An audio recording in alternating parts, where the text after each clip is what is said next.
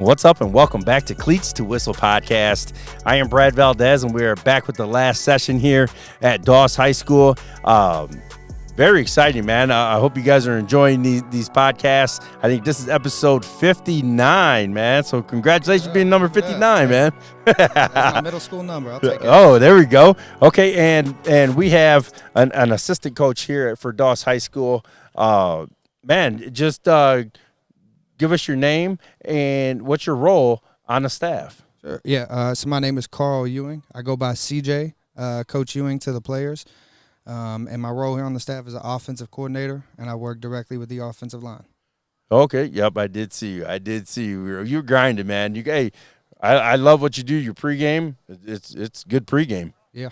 I like it. Gets them loose, and you involve everybody. Everybody sees each other's face, and they see each other smile. I think that's a key thing too. Is everybody sees each other smile. Yep. Okay, man. And we all have a past, man. We all have those guys that brought us up and taught us the game a little bit, or just mentored us to be a better coach. Go ahead and shout them guys out that you got. First of all, I have to give the shout out to Coach Mendeville for giving me a chance to come out here. Working with him over the last 3 years at Moore, he's really helped sculpted me into the coach that I am. Showed me certain things about coaching that I'll never forget, and I can definitely see the benefit on him. So I mimic and echo that. Also, shout out to Coach Billy Martin. That was my high school football coach at North Oldham. Love the way he teach and the way he got hands-on with you. Showed you, he kind of laid it out for you and showed you what needed to be done, and then you practiced it the way he showed it to you. So, you got to see it first. You had to see it in order to do it, and that was something he preached all the time, right? See it, make it so. You hear it all the time in coaching. So he was somebody who stood on the word that he coached, and I really like that. So he helped sculpt me a lot, gave me my opportunity at Moore, first-time coaching, and I learned a lot from him. Mendeville, Coach Harlow as well, who's here as a special teams coordinator. Look for him to do a bigger role next year. That guy never stops football, man. Coach Harlow hit me up in random times of February and March, and he'd be like, man, give me a situation, give me a scenario. Just give me a box defense I got to call an offensive play against. Hey, that's when you know they passionate. They love the game, man. Yeah. But that just gets you fired up already. Right. February, March, you're already drawing shit up, and you're like, oh, man, this guy's driving me nuts already. He knows it too. Hey, but you got to love it, man. I do, yeah. Keep you on your toes, man. It does, yeah. I love it, man. That's great. So did you grow up in Kentucky? Yeah, I spent my whole life here in Kentucky, born and raised. I've lived out in Hardin County, Spencer County, Oldham County, here in Louisville. I've been all over the place. And my youth years, I grew up mostly out in Hardin County in elementary school, Spencer County middle school, Oldham County for high school. Oh, wow. Yeah, I've been all over the place, man. Yeah. I got Kentucky down. Yeah, that's what I said. Well, what Little League team did you play for? So, man, did you play in all three counties? No, well, I did play football in all three counties, but my Little League team was in E-Town. It was the EAYFL. Okay. So, yeah, I played out there for the 49ers. Okay. Things were a little bit rough with us, but we just kind of had a smaller district, so our team was a little smaller than everybody else's, but it was good. Good time. I remember those days, Yeah. You don't forget those first years. Never, man. I had a trophy. I lost it probably 15 years ago. I had it, you know what I mean? When I played my only trophy I won in Little League, man, I lost it. So that's kind of depressing, you know what I mean? Yeah, that's a tough loss. Did you have a number, and did it have a meaning to you? Yeah, so I wore 88, and I wore it because I was 7 and my brother was 7, but he took 77 because he was a lineman. I took 88, so it was kind of like our first years playing ball. That was like our first age. I really liked Jerry Rice, so I wanted to be 80, but 88 was fine. I just thought of Jerry when I played. There you go. And what position did you play? Man, I played everything in youth league football. Like I said, our team wasn't that deep, so I was a third-string quarterback. I was a starting running back, second-string wide receiver. I played middle linebacker, safety, corner, punt returner. I played all over the field. Jesus. Yeah. And then in high school, what'd you play? I was a right tackle in high school. That was my best position. I played a little defensive tackle too, but when I was a senior, there was a sophomore who was just as hungry as I was. So we let him start on D tackle. I started right tackle. Oh, okay. And did you end up going to college and playing ball, or did you just go to college? Or I ended up not going to college. I broke my ankle in February after my senior year. Was hopeful to go to college, broke my ankle. Kind of put me down into a deep spot for a year. I didn't go to any school for a year. I went to the workforce and then went back into tried to go to school. Went to NKU for a semester. Found out how expensive school was. wasn't a big fan, so I came home, started working 2 jobs, and it's landed me here. So I wouldn't change a thing about it. Okay. Yeah, man. Hey, did you have any like degrees or anything, or you just in the workforce? So I've been in the workforce, and actually for the last 2 years, I'll be done in this December. I've been doing online school, fast track to get a degree in teacher education. So come this December, I should be graduating with a bachelor's in teacher education. Congratulations, man. Thank you. Congratulations, man. You got to show some love to the guy that can, stay in that books. You know what I mean?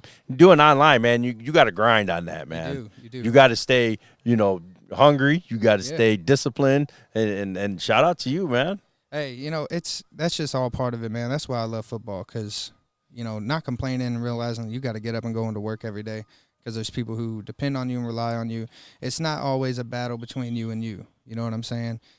Sometimes that battle is just you, and you're not actually against you. You just got to realize that it's on you to wake up and go get it. So if you actually want something in this world, just like everybody says who's been there and gone and got it, you got to wake up and go get it. It's on you. So, I wake up every day, and I realize that there's stuff I got to get done if I want to get where I want to get to. So I appreciate the recognition, but it's not going to stop. There we go, man. Favorite memory playing football? Favorite memory playing football? I'll tell you what, a little short story about that. My senior year, we were playing against Collins. Collins at that point had been at school for 6 years, and they had not lost a single district game. In the last 3 years, my freshman, sophomore, and junior year, they had beat us 4 times in those 3 years, knocking us out of the playoffs. My junior year, just hated those guys, I mean, North Odom versus South Odom, big rivalry, but, man, Collins, couldn't stand those guys. They were always good, and they were always beating us. We got them at home my senior year, and 43-0, put a goose egg on them, and that feeling as a team. Like, I'll never forget that feeling, everybody getting all together, getting hyped, taking a picture in front of the scoreboard. Like, that was the true thing about accomplishing what you put your mind to. Actually seeing it, making it so. Love it. Believed in it, we got it, and that's my favorite memory. Love it. And what got you into coaching? Good question. When I was in Little League, actually, my first year in youth league, we went 0-8, and we were bad. And my coaches were like, one of my teammates, they were like his uncle and his uncle's friend. And they didn't know a whole lot about football. There was days of practice where we just practiced kickball.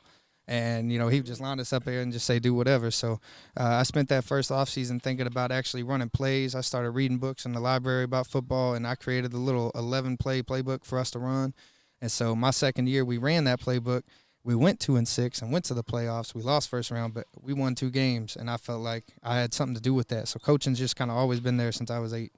Love it, man. Yeah. That fires me up, man, just because you knew, it was in your blood, man. It was there. I've been ready for this.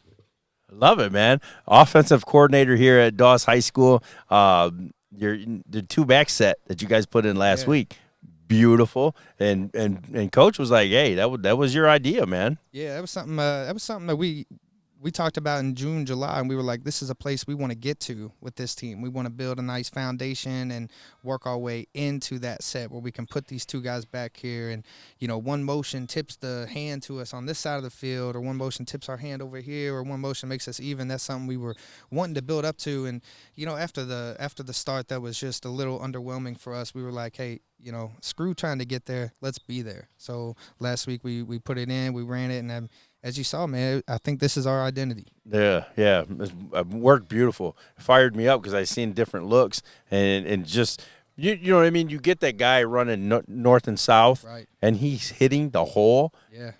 And these dudes are running right now. Right. And you know what I mean? I used to coach here, and I feel like the culture's shifted. I think you guys are doing something great, man. I want to give you guys flowers, man.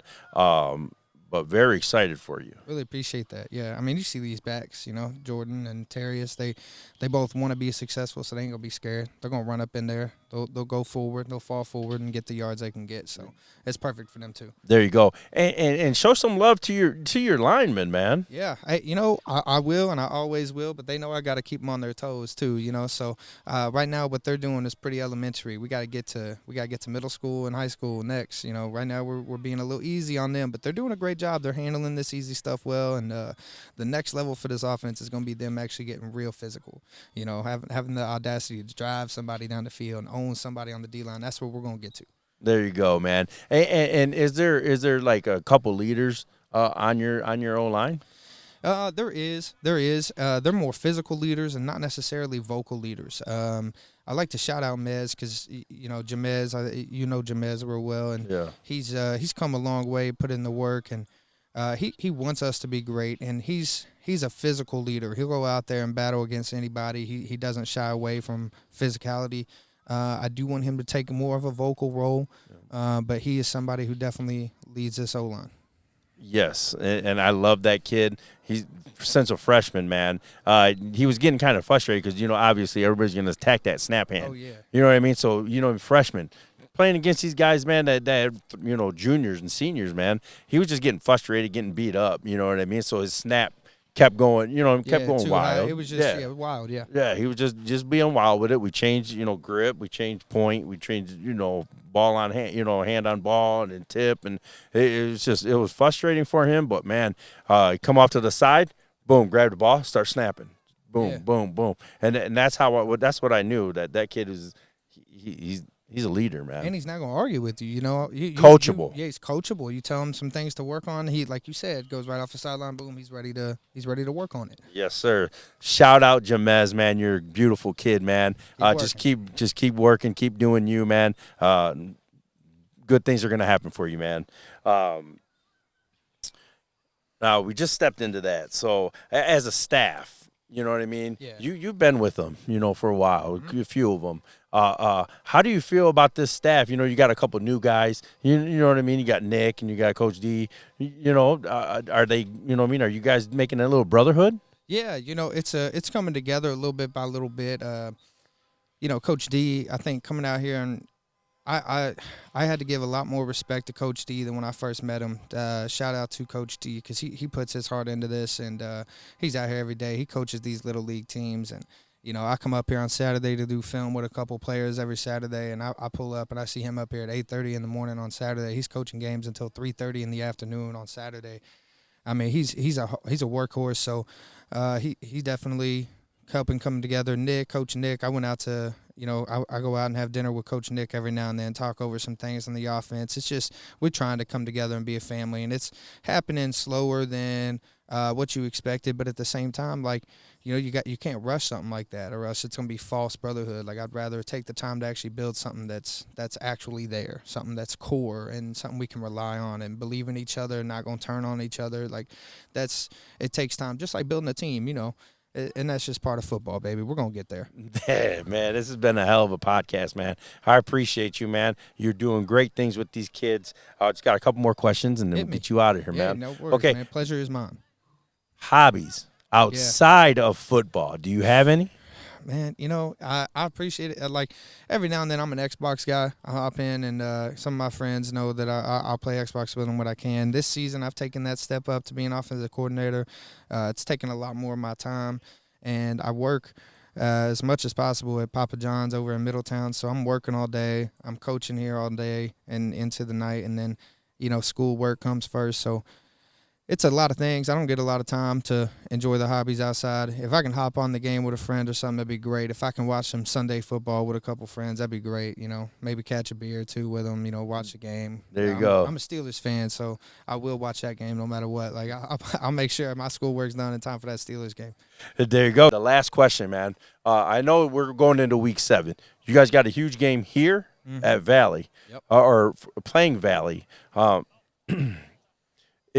You guys, you guys set goals in the beginning of the season. Yeah. You know what I mean? You guys are hopefully checking some boxes. You know what I mean? But is there a goal or that you still want to achieve for this team? There's some goals. We still want to win a playoff game. And look, there's some goals are going to shift on you midseason. Some goals are going to change when your season's not coming out with the same outcome you wanted. My personal goal I tried to get to all 3 years I was at Moore was 2,000 yards rushing on the season. I think my second year at Moore, we came up like 16 yards short. Oh, man. Tight. But I want to get to 2,000 yards. I want to average 200 yards. And, unfortunately, I don't think that's going to be in the picture, especially losing a game and being a 9-game season. But that's a personal goal for me. And as a team goal, things can shift, things can change. I think now we're just trying to go ahead and get that first win.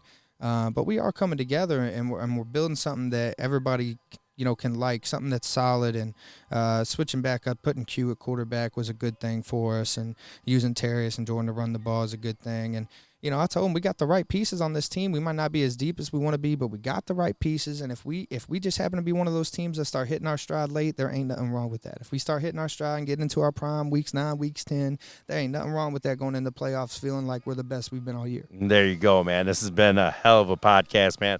I appreciate you for coming on, man. I appreciate you taking that time. It's late, man. I know I'm trying to get you out of here. Man, this ain't nothing new to me. Work don't stop. Hey, everyone has a story. I'm here for them to tell it. Cleats to Whistle Podcast.